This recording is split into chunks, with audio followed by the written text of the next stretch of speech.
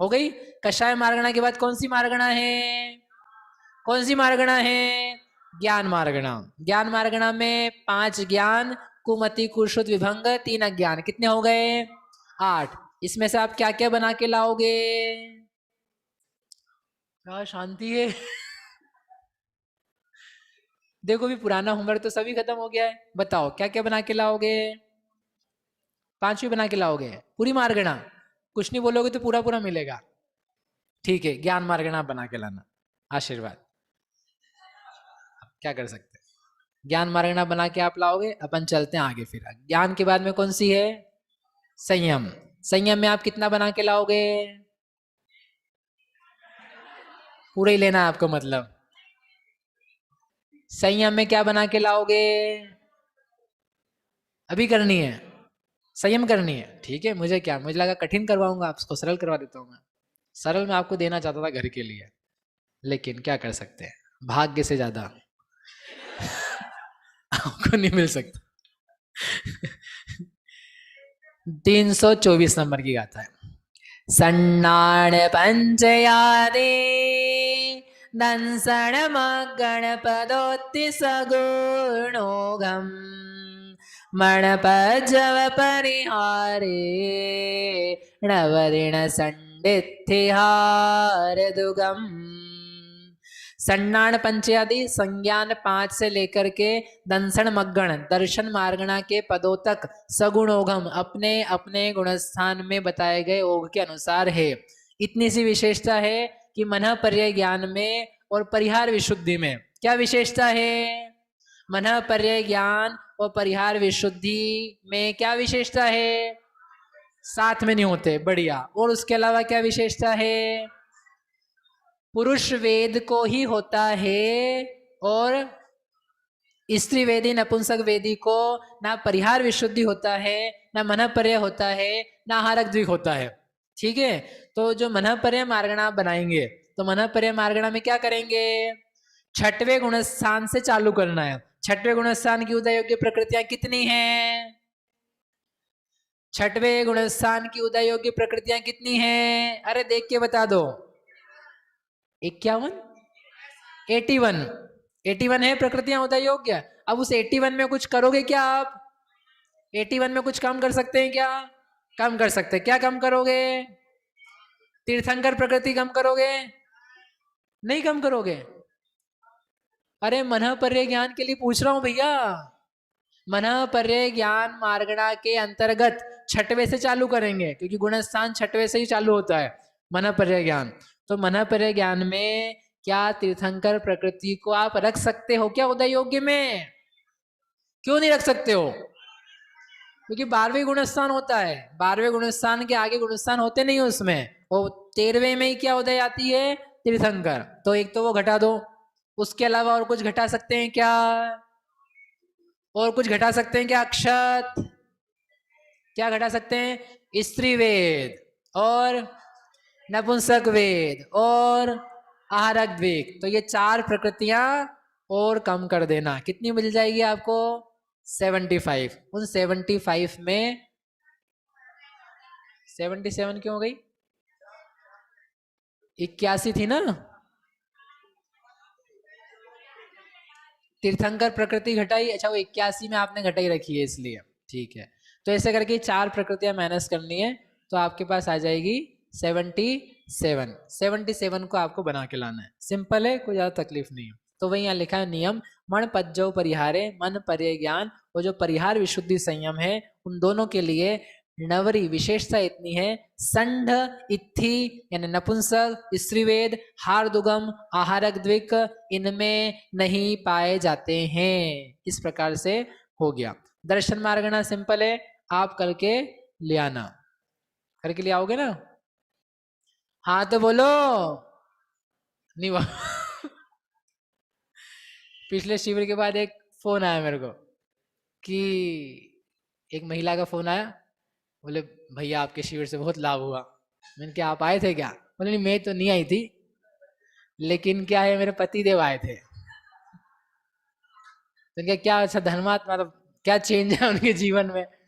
पूजा पाठ करने लगे, स्वाध्याय करने लगे, त्याग करा, क्या करा क्या? बोले वो सब तो ठीक है, लेकिन अब क्या है, मैं कुछ भी पूछूं उनसे तो क्या बोलते हैं, हाँ। और यदि वो नहीं बोले तो मैं बोलती हूँ बोलो हाँ, तो उनको पता नहीं क्या होता है, एकदम बोलते हैं हाँ। फिर भी नहीं बोल रहे तो हम बोलते हैं हाँ तो बोलना ही पड़ेगा, बोलो हाँ। तो बोले उनसे हम पूछते हैं करेले का साग खाओगे, हाँ। शाम को खिचड़ी खाओगे, हाँ। गिफ्ट दिलाओगे, हाँ। मतलब जो करना हो, हमारे पति देव हाँ ही नहीं बोलते थे, तो यहाँ आके क्या बोलना सीख गए। आप लोग सीख गए कि नहीं सीख गए ऐसा, हाँ। अरे हाँ तो बोलो, तो दर्शन मार्गना करके लाओगे कि नहीं लाओगे, हाँ करके लाएंगे। सब दर्शन मार्गना, भाई दर्शन मार्गना वाले लोग हो आप, सबको चक्षु अचक्षु दर्शन है, बढ़िया करके ले आना। सिंपल है ये सब, ठीक है। गाथा पढ़ लेता हूं मैं, लेकिन चक्षु दर्शन को कर लेते, चक्षु दर्शन को कर लेते अपन, ठीक है। आप लोगों की मांग हो तो चक्षु दर्शन को कर लें क्या, हाँ। 325। चक्षुमिणसाहारण ताविगिपिति जाई थावरम सुहमम किन्नदुगे सगुणोघम मिच्छेणिर्याणुवो अच्छेदो। चक्षुम्मी, चक्षुम यानी चक्षु दर्शन, चक्षु दर्शन के लिए अलग से बता रहे हैं। ण साहारण, चक्षु दर्शन किसको होता है, चक्षु दर्शन किसको होता है, चार इंद्रिय से चालू होता है। पंचेंद्रिय को होता है कि नहीं, होता है। एक इंद्रिय को होता है क्या, नहीं। दो तीन इंद्रिय को नहीं, चालू ही चार इंद्रिय से होता है। तो इसका मतलब क्या करना है, आपको समझ में आ गया। जो प्रकृतियां एक इंद्रिय दो इंद्रिय तीन इंद्रिय वाली हैं, उनको क्या करेंगे, माइनस। तो कौन कौन सी माइनस कर दें, सूक्ष्म, अपर्याप्त नहीं, सूक्ष्म, साधारण, आतप, एक इंद्रिय दो इंद्रिय तीन इंद्रिय, स्थावर, सात प्रकृतियां, ठीक है ना। इन प्रकृतियों को क्या कर देना है, माइनस। और उसके अलावा, और उसके अलावा आहारक द्विक हो सकता है क्या चक्षु दर्शन में, आहारक द्विक का उदय चक्षु दर्शन में हो सकता है क्या, उस समय चक्षु दर्शन रहेगा कि ज्ञान रहेगा, दोनों रहते हैं भैया, दोनों रहते हैं, बीच में से माइनस कैसे कर देंगे। आहारक द्विक का चक्षु दर्शन के साथ कोई प्रॉब्लम नहीं है, नियम दे देते नहीं तो वो, इसलिए चक्षु दर्शन रहने दो। तीर्थंकर प्रकृति चक्षु दर्शन में उदय योग्य हो सकती है क्या, नहीं हो सकती। क्यों नहीं हो सकती है, 12वें गुण स्थान तक ही होता है चक्षु दर्शन, और 13वें गुण स्थान में तीर्थंकर प्रकृति आती है।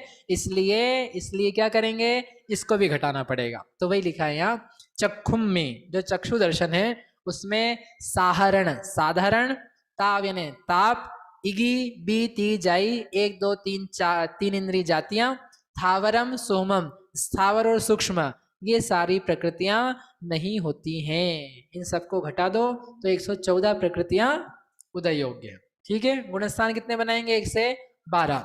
आपसे प्रश्न है, अपर्याप्त, मैं पूछ रहा हूं ना, चक्षु दर्शन में अपर्याप्त प्रकृति का उदय होता है कि नहीं होता है, चक्षु दर्शन में अपर्याप्त प्रकृति का उदय, श्वास के 18 भाग में मरने वाली बनने वाली प्रकृति का उदय होता है कि नहीं होता है, होता है। कैसे होता है, अरे भाई अपर्याप्त जीव है उसको भी चक्षु दर्शन, चक्षु दर्शन होता है। कैसे होता है, कैसे होता है, दो प्रकार का चक्षु दर्शन है, दो प्रकार का चक्षु दर्शन है, लब्धि रूप, उपयोग रूप। लब्धि रूप है और उपयोग रूप है। तो जो लब्धि रूप चक्षु दर्शन है वह अपर्याप्त जीव को ही पाया जाता है, उपयोग रूप चक्षु दर्शन ना हो। क्योंकि उपयोग रूप चक्षु दर्शन के लिए आप कह सकते हो इंद्रिय पर्याप्ति की जरूरत है, वो चक्षु की जरूरत है, वो जो कुछ भी है, लेकिन उसको क्षयोपशम रूप जो शक्ति है वह तो नियम से पाई ही जाती है। जो चार इंद्रिय जीव है अपर्याप्त तक भी होवे तो उसको चार इंद्रिय संबंधी ज्ञान का क्षयोपशम होता है, और चक्षु अचक्षु दर्शन संबंधी क्षयोपशम भी पाया जाता है। समझ में आया? संकेत समझ में आया? जागृत हो जाओ, ठीक है। इसलिए अपर्याप्त प्रकृति का उदय चलेगा, लेकिन पहले गुणस्थान तक ही, जैसे कि अपन उदय विच्छुत्ति में देखते हैं। अब गुणस्थान बनाना है तो पहले गुणस्थान में उदय विच्छुत्ति कितने की होगी? चक्षु दर्शन में पहले गुणस्थान में उदय विच्छुत्ति कितने की होगी? 2 की। कौन सी 2? मिथ्यात्व और अपर्याप्त। बढ़िया। दूसरे में कितने की होगी? दूसरे गुणस्थान में चक्षु दर्शन में उदय विच्छुत्ति कितने प्रकृतियों की होगी? 5। कौन से 5? 4 कषाएं। प्रतीक जी 4 कषाएं। और कौन सी प्रकृति? 4 इंद्रिय जाति, क्योंकि बाकी सब तो माइनस कर चुके हैं। और कोई नियम? और कुछ नहीं है। उसके बाद में तीसरा गुणस्थान, उसमें 1, 17, 8, 5, 4, 6, 1, 1, 1, बस बढ़िया। 12वें गुणस्थान में कितनी करना चाहिए? 12 की करना चाहिए कि आगे सबको जोड़ जुड़ा देना चाहिए? केवल दर्शन है ना, तो वो आगे की मार्गणा है, इसलिए यहाँ पर 12वें गुणस्थान में 16 प्रकृतियों की ही उदय विच्छुत्ति आपको लिखनी है। समझ में आ गया? अचक्षु दर्शन सिंपल है, उसमें 1 से 12 तक जैसे आप करते हो वैसे ही करना है। अवधि दर्शन केवल दर्शन में अवधि ज्ञान केवल ज्ञान की भांति है, इसलिए अलग से कुछ भी बताने की जरूरत नहीं है। ऐसा करके दर्शन मार्गण तो हमने करवा दिया आपको। अब आपका काम ये है कि अवधि ज्ञान का आप लिखो और केवल ज्ञान का आप लिखो, क्योंकि वो दोनों सिमिलर है। हाँ, अज्ञान अवधि ज्ञान जो है, तो अवधि ज्ञान तो ज्ञान मार्गण आप करके लाओगे ना। अवधि दर्शन की विच्छुत्तियां अवधि ज्ञान की भांति, केवल दर्शन की विच्छुत्तियां केवल ज्ञान की भांति। ऐसा नियम है, हमेशा ही ऐसा करते हैं वो क्या करते हैं, अवधि दर्शन को अवधि ज्ञान से जोड़ देते हैं और केवल दर्शन को केवल ज्ञान से। उसके अनुसार ही सारी चीजें सेम सेम रहती है, समान समान।